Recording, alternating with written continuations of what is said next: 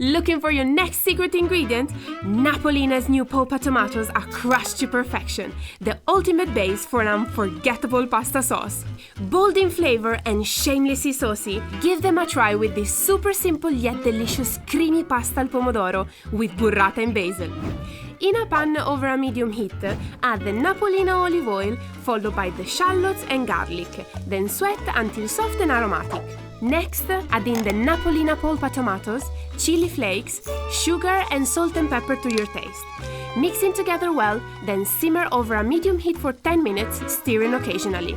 Add in the double cream and a handful of fresh basil. Mix into the sauce, then toss in the cooked Napolina Rigatoni, a ladle of precious pasta water, and fold gently until all of the pasta is coated in the rich and glossy sauce. Then serve up into 2 bowls, topping with a generous helping of parmigiano, reggiano and burrata, then finish with a few extra basil leaves. Then take a bite of this deliciously simple recipe that you will want to make every day of the week. Buon appetito!